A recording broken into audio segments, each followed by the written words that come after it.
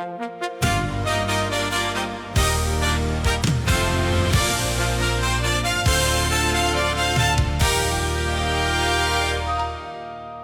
have kept this heart of mine at a careful distance, behind the kind of walls that take a lifetime building right. I learned early that to love required a resistance, that giving it away too soon could cost you half your light. So I moved through years of almost and of nearly, of letting people close but never all the way in, of caring for the ones who saw me, seeing them clearly, but never handing over what was deepest within. And then you came and stood outside the walls I had made, not demanding and not pushing and not asking me to fall.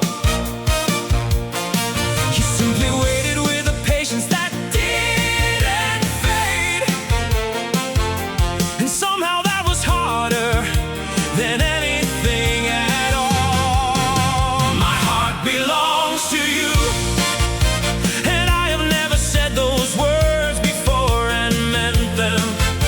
I've held them like a thing too fragile to come through, too precious and too real to risk and then repent them. My heart belongs to you, not borrowed and not lent and not on trial. For the first and final time, I'm handing it over with everything still in it, every scar and every mile.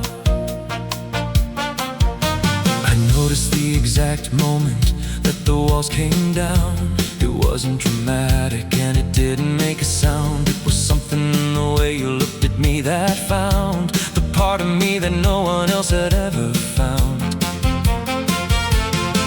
You didn't look at who I was pretending to be present. You looked at something truer and you stayed with what you saw. And something in that scene was the most unexpected, the most disarming and the most completely raw. And then you came and stood outside the walls I made, not demanding and not pushing and not asking me to fall. You simply waited with a patience that didn't fade, and somehow that was harder than anything at all. My heart belongs to you, and I have never said those words before and meant them. I've held them like a thing too fragile to come through, too precious and too real to risk and then repent them. My heart belongs to you, not borrowed and not lent and not on trial. For the first and final time, I'm handing it over with everything still in it, every scar and every mile. I want you to know what you are holding. It's not a perfect thing and it has not been handled well. It carries all the weight of all the years of folding, all the times it almost broke and had to learn to heal itself.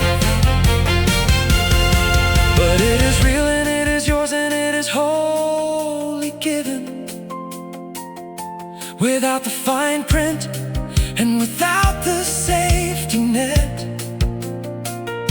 This is the most unguarded I have ever been or living, the most completely open I have managed to get. My heart belongs to you, and I say it like a man who finally learned to mean it. Not the way I used to say the things I thought were true, but the way you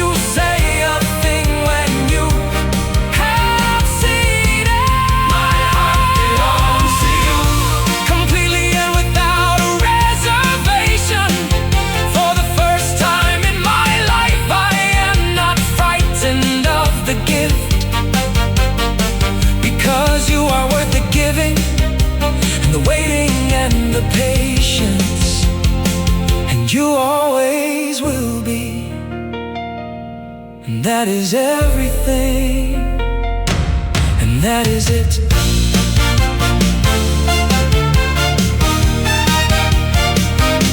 And that is it.